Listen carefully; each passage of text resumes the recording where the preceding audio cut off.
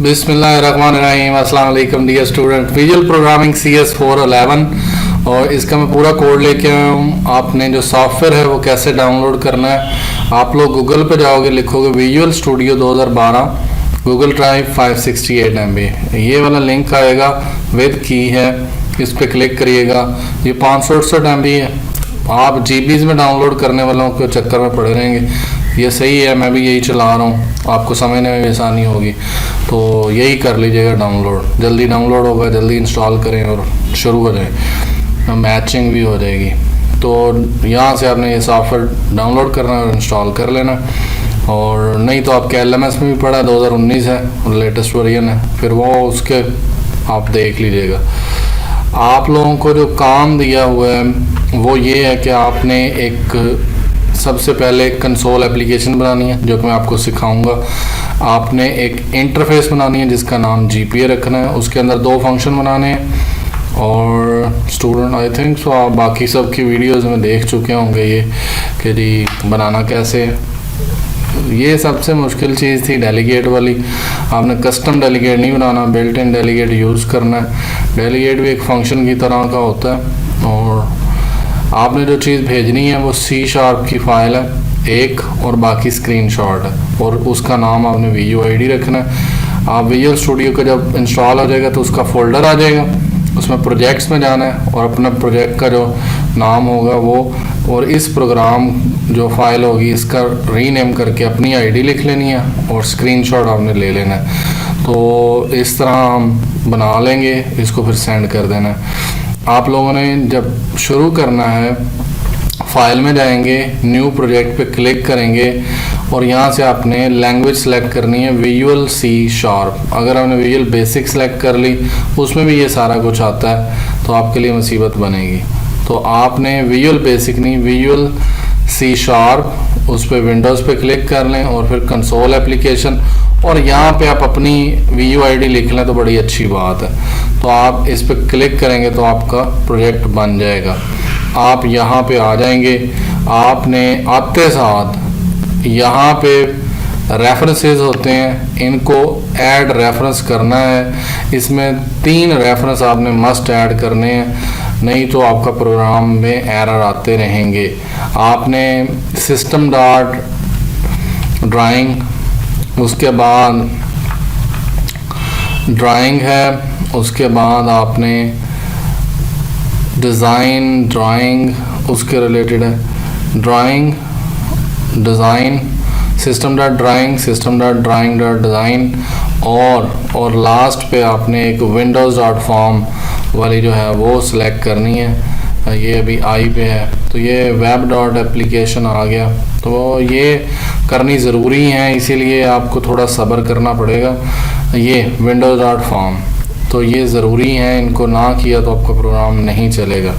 ये ड्राइंग का using system dot drawing लिख देने से नहीं चलेगा, आपको लेके आनी पड़ेगी सिस्टम डॉट विंडोज़, यानी रेफरेंस ऐड करने का एक तरीका और भी है। प्रोजेक्ट में जाएं और यहाँ पे ऐड रेफरेंस कर लें, ऐड सर्विसेज रेफरेंस या ऐड रेफरेंस पे ही जाना है, तभी वो विंडो दोबारा आएगी। तो जिनका नहीं आता वो लेटेस्ट वर्जन में फिर देख लें कहाँ पे ऑप्शन आता है। आपका नेम स्पेस खुद ब खुद आ जाएगा जो आपने बनाया है। आपने यहाँ से कोडिंग स्टार्ट करनी है, लिखना है छोटा इंटरफेस और GPA और void get input, void calculate object sender comma event ARG। अब इवेंट का E बड़ा रखना है, ARG का A बड़ा रखना है, और यहाँ पे आप कुछ भी रख सकते हैं और बंद कर दें। यहाँ पे आपकी ये इंटरफेस है, इसको कमेंट कर लें ताकि कोड बाकियों से डिफरेंट हो जाए। फिर आपने स्टार्ट करना है क्लास स्टूडेंट कॉलन फॉर्म कामा GPA। तो ये हमने इंटरफेस उसके ऊपर इम्प्लीमेंट कर दी। इसमें ये मैंने डिफरेंट वेरिएबल्स बनाए हैं, आपका जो दिल करे आप बना लीजिएगा, आपकी मर्ज़ी है। इंट सब्जेक्ट डबल GPA और CGPA, इनको इशारिया में आ सकते हैं इसलिए डबल, या फिर फ्लोट डाटा टाइप आप रखेंगे। इंट क्रेडिटर, CH मैंने क्रेडिटर रखा, आप पूरा लिख लें, CR HR रख लें आप, और इसको 3 करना ही करना है, हर किसी ने 3 करना है। वेरिएबल का नाम क्रेडिटर उनका फिक्स कर दें 3। तो ये क्लास के अंदर हो गया। यहाँ से कंस्ट्रक्टर बनाया, पब्लिक स्टूडेंट ये कंस्ट्रक्टर है, इसके अंदर आके बिलाल बटन बनाया, उसका नाम मैंने बिलाल रखा। क्यों रखा? ये मेरा स्टूडेंट है, इसका भी सब्जेक्ट है, तो उसको सिखाना भी था। तो इसको आपने रीफैक्टर कर लेना, आप अपना नाम रख लें। जहाँ जहाँ बिलाल आता है आपने उसका नया नाम रखना है, BTN बिल। तो जैसे ही करेंगे तो ये आपसे पूछेगा कि अप्लाई कर दूं चेंजेस, तो कर देगा। तो जितनी जगह पे ये था वो हर जगह पे चेंज हो गया, तो आपको इशू ही नहीं है। मतलब एक दफ़ा कोड लिख लें, फिर उसको चेंज कर लें, जो ये वाले हैं जो मैं बताऊंगा। Bill dot parent equal to this, और ये उसको पेरेंट के ऊपर फॉर्म के ऊपर आ जाएगा। ये उसका टेक्स्ट है जो उसके ऊपर लिखा जाएगा बटन के ऊपर, यही उन्होंने कहा था कैलकुलेट का। ये उसकी लोकेशन बताइए कि वो फॉर्म के ऊपर किस जगह पे आएगा। BTN bill dot location is equal to new point, तो ये उसके लिए है। फिर हमने एक फंक्शन गेट इनपुट का बनाना है, तो वो मैंने यहाँ पे कॉल कर दिया है।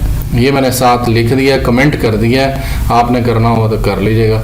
ये वो बिल्ट इन कॉल जो आ रही है कैलकुलेट को, जो डेलीगेट है, button dot click plus new event handler, और उसमें कैलकुलेट का फंक्शन एज अ फंक्शन पास हुआ है। जब क्लिक होगी तो वो कैलकुलेट का फंक्शन कॉल हो जाएगा, और यहाँ पे हमारा कंस्ट्रक्टर बंद। पब्लिक वाइड गेट इनपुट जो उन्होंने फंक्शन कहा था उसकी इम्प्लीमेंटेशन कर रहे हैं।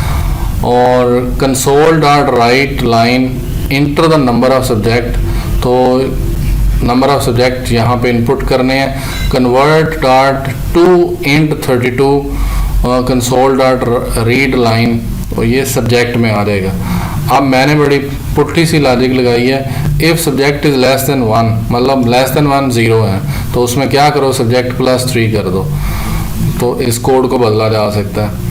आप इसको लिख लें सब्जेक्ट इज़ इक्वल टू 0, तो subject is equal to subject plus 3। तो एल्स इफ मैंने कहा है कि सब्जेक्ट अगर लेस देन 2 है, लेस देन 2 मतलब 2 से कम क्या होता है, 1 है, तो उसमें 2 जमा कर दो, यही उन्होंने कहा था। और एल्स इफ सब्जेक्ट अगर लेस देन 3 है, मतलब 2 है, तो उस 2 जमा 1 तो 3 कर दो, मतलब मिनिमम 3 सब्जेक्ट होने चाहिए।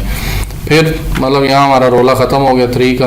For int I is equal to 1 और 1 less than equal to 3, subject में अब 3 है, मिनिमम 3 है। अगर हम 0 भी लिखते हैं, अगर 3 लिखेंगे तो वो 3 ही ले लेगा, 4 लिखेंगे तो वो 4 आ जाएगा। वो कंडीशन सारी फॉल्स होने के बाद यहाँ पे आ जाएगा। फिर क्या करेगा, जितनी दफ़ा आपने कहा है 4, तो ये लूप चलेगा।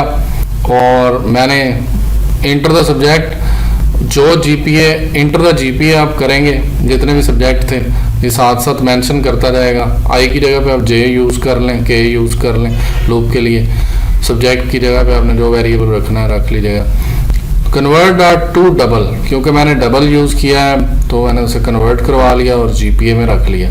मैं ये लिखूँगा 3.1, तो अगली लाइन पे वो क्या करे कि वो इसको जमा कर ले, CGPA प्लस 3.1। CGPA में 0 है, 0 प्लस 3.1, तो जितनी दफ़ा लूप चलेगा उतनी दफ़ा ही वो जमा करता जाएगा और जमा करके इसके अंदर रख लेगा। और फिर क्रेडिट आर हमने प्रिंट करवाने थे, जितने सब्जेक्ट हैं उनको 3 से मल्टीप्लाई करवा दें। इसको डायरेक्टली भी करवाया जा सकता है, 3 से मल्टीप्लाई, सब्जेक्ट मल्टीप्लाई बाय 3, तो वैसे मैंने ऊपर वेरिएबल बना दिया था। सब्जेक्ट मल्टीप्लाई बाय 3, ये लूप ख़त्म होने के बाद, तो वो जब ये सारा इनपुट हो जाएगी तो वो कंसोल डॉट राइट लाइन करेगा, total credit are subject multiply by, subject है मैंने 3 लिखे थे और क्रेडिट आर 3 है, तो 3 ज़रब 3 9 हो जाएंगे, तो 9 डिस्प्ले कर देगा। अगर 9 लिखेंगे तो 9 मल्टीप्लाई बाय 3 तो 27 आ जाएंगे। तो वो फिर मैं आपको दिखा देता हूँ। नेक्स्ट वन, ये लूप और ये फंक्शन की ब्रैकेट ख़त्म हुई गेट इनपुट की, और पब्लिक वाइड कैलकुलेट और ऑब्जेक्ट सेंडर कामा इवेंट जो ऊपर लिख के आए थे वही लिख दें यहाँ पे। अब मैसेज डिस्प्ले करवाना है, message box dot show CGPA colon, जो CGPA जमा होके आया डिवाइडेड बाय सब्जेक्ट, जितने सब्जेक्ट हैं उससे CGPA को तकसीम करेंगे और उसको डिस्प्ले करवा देंगे। इस लाइन को मैं आपको अलग से दिखा देता हूँ। कि आप इसको देख लीजिएगा। ये लाइन है आपके लिए थोड़ा मुश्किल होगी। Message box dot show CGPA plus CGPA divided by subject, इसको यहाँ पे आप अलग भी कर सकते हैं इस तरह, मतलब double D is equal to CGPA divided by subject, इस तरह कर दें और यहाँ पे आके आप D यूज़ कर लें अगर आपने करना है तो यहाँ पे आप इस तरह भी कर सकते हैं। तो D.toString, क्योंकि D में जवाब आ जाएगा। मैंने डायरेक्टली कर दिया बजाय वेरिएबल एक्स्ट्रा लेने के, तो आपकी मर्ज़ी है, इसको चेंज करना है आपने कर दीजिएगा। कॉमा ये CGPA टाइटल पे शो हो जाएगा, ये इसके साथ शो होगा। Message box button dot okay, message box icon dot info, ये शो हो जाएगा। यहाँ पे ये फंक्शन ख़त्म हो गया और हम वापस चले जाते हैं इस जगह पे ताकि आपको विजुअल स्टूडियो के अंदर ही नज़र आए। Static wide main string ARG, इसके अंदर console dot write line inter your VUID, तो ये उसका मेन शुरू होते साथ ही वो पूछ लेगा। स्ट्रिंग VUID आपसे पूछेगा, उसके बाद एप्लीकेशन स्टार्ट करवानी है, एप्लीकेशन डॉट रन न्यू, जो आपने क्लास का नाम रखा था वो, और सेमीकोलन और ये ब्रैकेट और ये सब, यहाँ तक है जी ये कोड।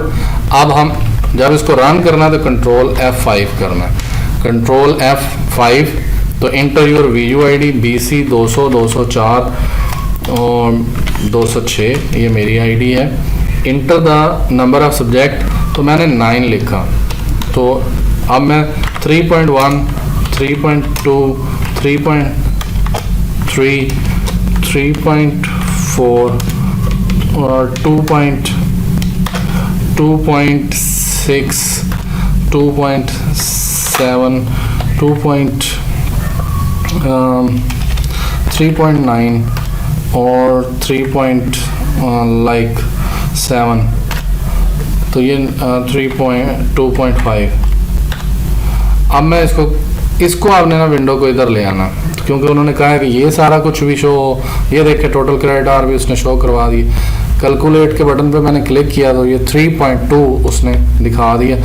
इसको आपने पकड़ लेना है, उसको पकड़ लेना और अब लेना है स्क्रीनशॉट स्निपिंग टूल से ले सकते हैं, आपके पास स्निपिंग टूल है, आप इसको यहाँ से ले लीजिएगा। बस आपकी VUID साथ शो हो जाए, इसको बस आपने इस तरह ले लेना, तो ये आ गया। इसको पेस्ट कर दें और जो कोड है उसकी फाइल को ला के रख लें, यानी पेस्ट नहीं सेव करना, और वो C# वाली फाइल के साथ इसको जाकर रख के जिप करिए, VUID अपनी रखिए और भेज दीजिए।